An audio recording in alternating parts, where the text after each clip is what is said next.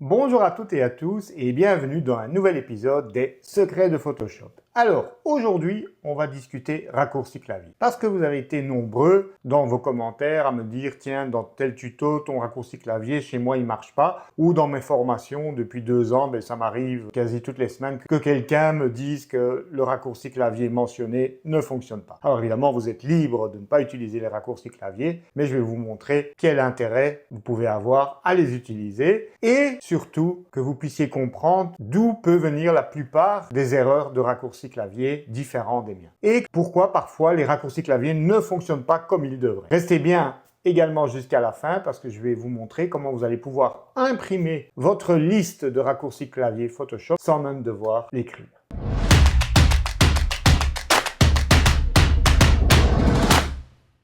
Alors, tout d'abord, pour vous montrer l'utilité des raccourcis clavier, regardez ici, donc j'ai un calque et je veux ajouter un effet de soleil. Eh bien, je crée une courbe, Command-Shift-M, OK.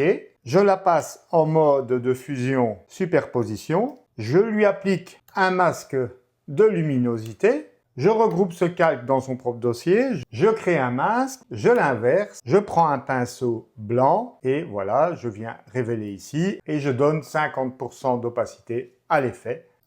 Vous avez vu, je n'ai utilisé que des raccourcis clavier pour créer toutes ces actions. Imaginez à quel point ça peut donc accélérer votre flux de travail et on préfère tous passer du temps à prendre des photos que passer 3 heures sur ces photos. Donc au plus vous maîtrisez ces raccourcis clavier, au plus vous pourrez passer du temps à réfléchir de manière artistique à votre photo plutôt que de passer du temps à chercher les fonctions dans les menus.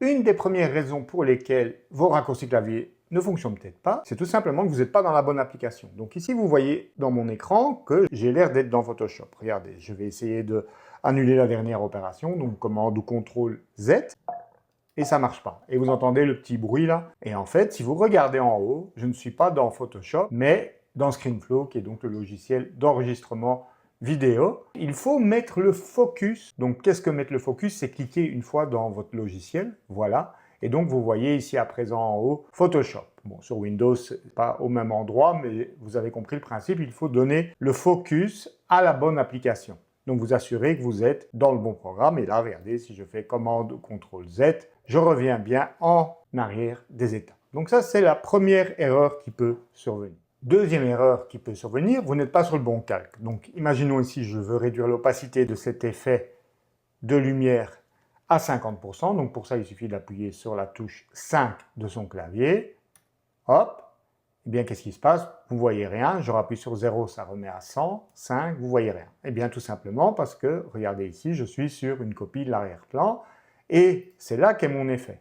Donc là, maintenant, si j'appuie sur 5, vous voyez bien l'effet escompté. Deuxièmement, je sais que ça paraît bidon, mais ça arrive tout le temps qu'on croit que ça ne fonctionne pas, que c'est un bug.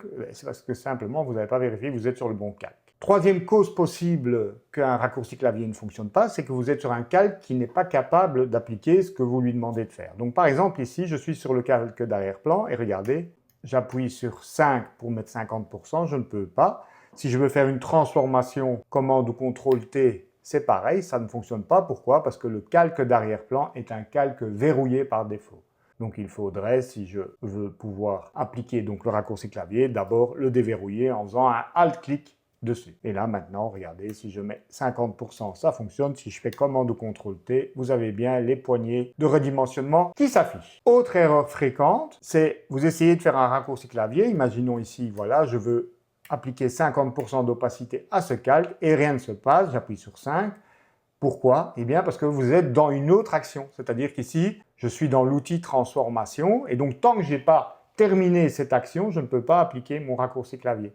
Pareil, regardez, si je veux zoomer, j'appuie sur Z, normalement ça marche. Le seul qui fonctionne, c'est commande ou CTRL plus pour zoomer quand vous êtes au sein d'une action. Mais sinon, tous les autres raccourcis clavier ne fonctionnent pas. Comment vous pouvez le savoir? Eh bien, l'indice, c'est ici en haut, quand vous voyez que vous avez le symbole de stationnement interdit et le petit V à côté. Ça veut dire soit que vous annulez ce que vous êtes occupé à faire, soit que vous le validez.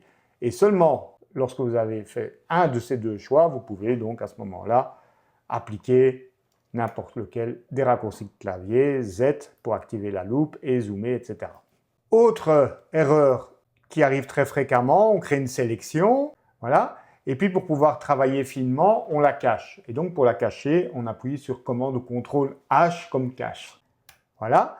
Et puis on veut faire d'autres opérations par après. On prend le pinceau, on vient peindre ici et rien ne se passe. Pourquoi? Eh bien tout simplement parce que la sélection, même si elle est cachée, elle est toujours active. Donc ici, je ne peux pas peindre dans le calque. Par contre, si je peignais là, oui, parce que là, je suis dans la sélection. Mais donc, vous voyez, faites attention lorsque vous désactivez les pointillés des sélections, ou même des outils de transformation, si vous faites commande ou contrôle T, voilà, vous pouvez aussi faire commande H pour cacher, en fait, les poignées de transformation. Mais du coup, forcément, vous ne pouvez pas appliquer un raccourci clavier tant que cet outil n'est pas validé. Et donc, comment vous pouvez le savoir? Comme je vous ai montré précédemment, faites attention en haut dans la barre d'outils si vous n'avez pas ce symbole, un de ces deux symboles qui est actif. Donc pensez toujours à refaire un commande ou contrôle H parfois pour vérifier si ce n'est pas le cas. Alors, quand vous avez l'outil pinceau, une des erreurs courantes est d'avoir verrouillé la touche Caps Lock, donc celle qui verrouille les majuscules, celle-ci. Et donc, qu'est-ce qui se passe? Eh bien, lorsque vous avez donc le pinceau, vous ne voyez plus le rond autour. Et donc, vous pensez qu'il y a un bug, mais une fois que vous désactivez cette touche, vous retrouvez votre pinceau sous forme de cercle. Donc, toujours à vérifier si la touche Caps Lock n'est pas enfoncée. Alors, autre problème que l'on rencontre souvent avec particulièrement les PC portables, donc les chiffres en fait ne sont disponibles que au-dessus des lettres AZERTY. Et donc, quand vous devez faire un raccourci clavier qui demande par exemple une combinaison de chiffres et d'une autre touche, par exemple la touche Shift et suivi du chiffre, pour diminuer non pas l'opacité mais le fond. Donc si par exemple je viens ici sur mon calque courbe et je fais Shift 2, vous voyez que ça a changé la valeur du fond et non de l'opacité.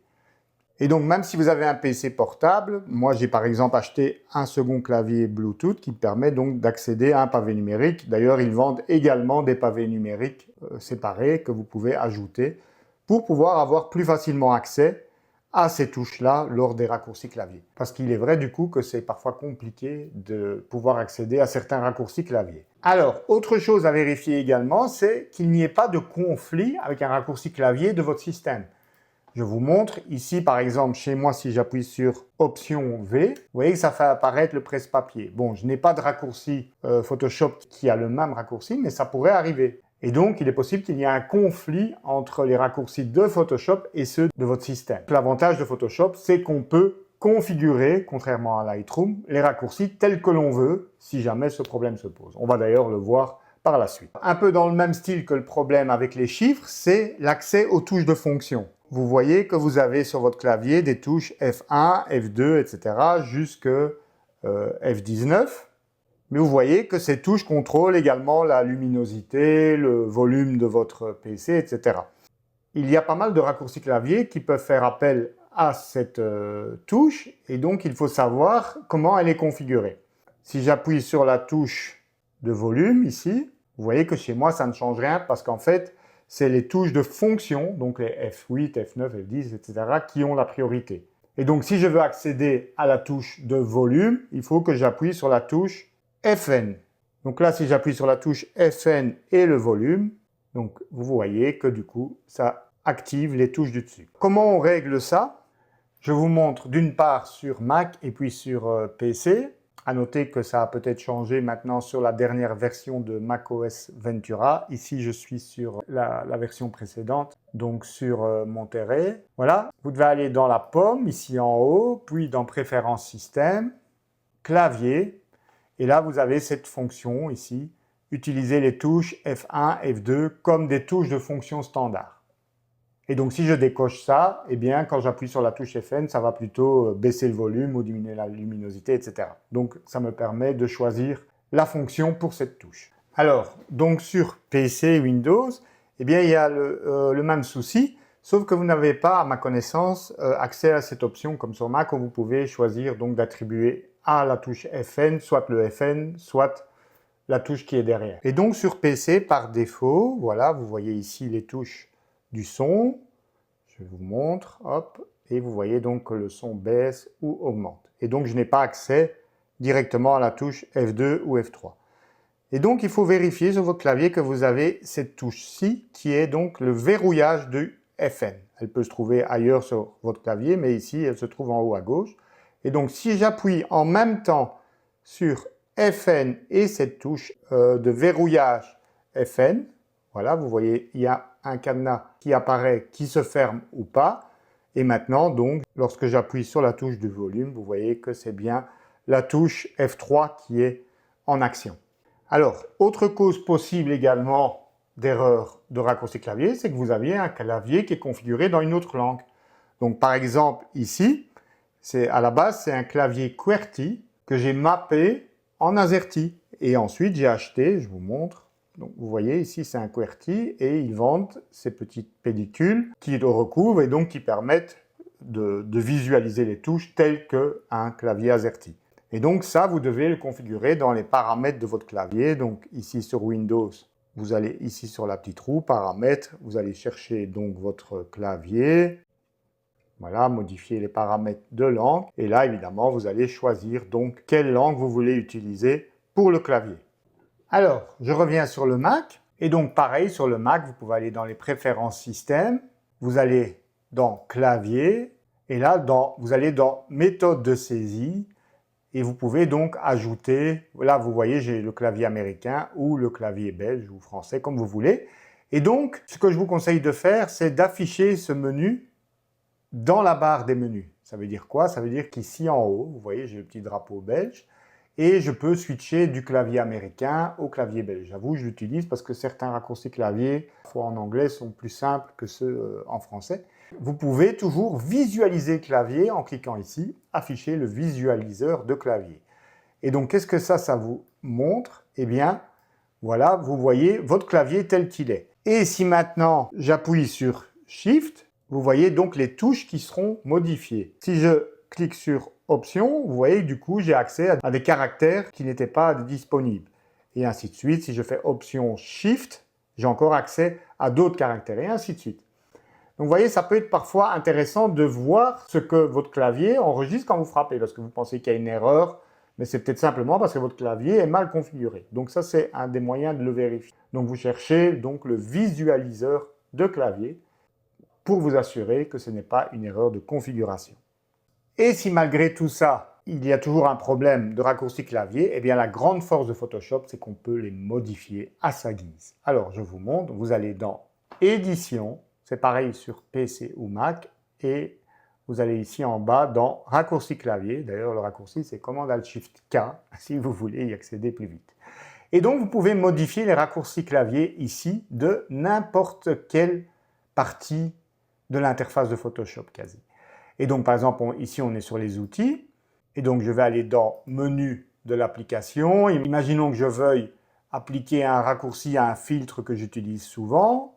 Par exemple, le filtre maximum, eh bien, je vais dans l'outil de configuration des raccourcis clavier, Command-Alt-Shift-K. Voilà, donc ça se trouve dans les menus. Vous avez menu de l'application, menu de panneau, outils et espace de travail. Voilà, donc dans filtre, hop, et je viens donc chercher, voilà, ils sont tous ouverts, c'est dans autre, donc c'est tout en bas, voilà, et maximum, vous voyez qu'il n'a pas de raccourci clavier. Vous cliquez ici pour placer votre curseur dans la case et je vais par exemple dire c'est maximum, option Shift X. Voilà. Ah, il me dit que je ne peux pas choisir option Shift X. Les raccourcis de commande de menu doivent inclure commande et une touche. Donc on va dire par exemple commande X. Voilà. Et là il me dit alors ce qui est bien c'est que Photoshop vous prévient en mettant une petite attention si ce raccourci est déjà attribué à une autre fonction. Donc ici il me dit commande X est déjà utilisé pour couper, alors que couper, c'est quelque chose qu'on fait assez souvent, copier, couper, coller. Donc, ce n'est pas une bonne idée, ce raccourci. Donc, je vais essayer un autre, par exemple, commande Alt X, et là, vous voyez, il ne rouspète pas. Et donc, il ne me reste plus qu'à cliquer ici sur Accepter.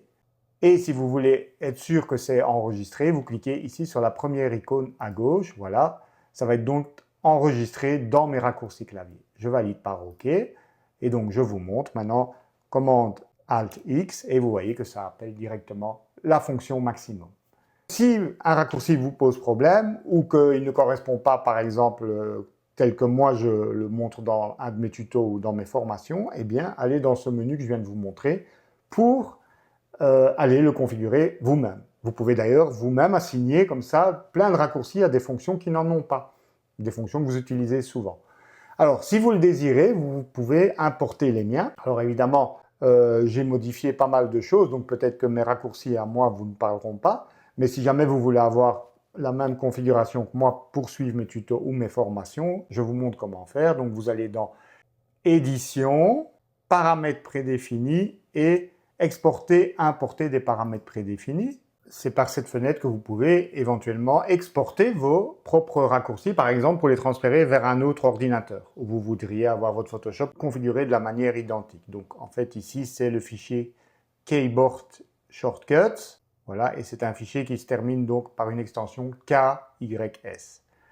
Et donc si vous voulez exporter les vôtres, il vous suffit de cliquer ici sur la flèche pour l'amener à droite, et ensuite vous cliquez sur exporter, et là il va vous demander où vous voulez l'exporter. Vous créez donc ce fichier KIS que vous aurez qu'à copier sur l'autre ordinateur et à importer, tel que je vais le faire maintenant. Donc vous avez dans cette fenêtre, vous voyez exporter, importer. Là on va importer les miens. Donc je vais sélectionner le dossier dans lequel je l'ai placé. Je les ai mis sur mon bureau dans le dossier Photoshop raccourci. Voilà, et il est là. Vous faites ouvrir et vous voyez qu'il s'est mis là. Hop, et donc maintenant, je le sélectionne et je le mets à droite et je clique sur Importer. Voilà, il vous confirme que tout s'est bien passé. Je valide par OK. Et donc maintenant, si je rappelle la commande des raccourcis clavier, commande Alt-Shift-K, voilà, vous pouvez choisir ici maintenant dans la liste déroulante. Alors peut-être qu'il faut redémarrer, donc je vais faire annuler, commande S. Donc on redémarre Photoshop, commande ou CTRL Q. J'ai relancé Photoshop, commande Alt-Shift-K, et donc maintenant vous voyez que mes raccourcis clavier 2023 sont disponibles. Donc il faut impérativement redémarrer Photoshop, OK, et donc maintenant vous avez exactement les mêmes raccourcis que moi. Alors je vous ai mis le lien de téléchargement ici en dessous de la vidéo dans la description, donc si vous voulez télécharger ce fichier KIS, vous êtes les bienvenus. Dernière chose, et non des moindres, que je vais vous montrer, c'est cette boîte de dialogue, commande Alt-Shift-K, n'est pas très pratique pour aller voir quel raccourci vous avez appliqué, etc. Vous avez un bouton ici, Résumer, qui va vous créer donc un fichier HTML, voilà, que je vais placer dans le même dossier, mais ça n'a pas d'importance. OK, enregistrer. Et donc un fichier HTML, je vous montre.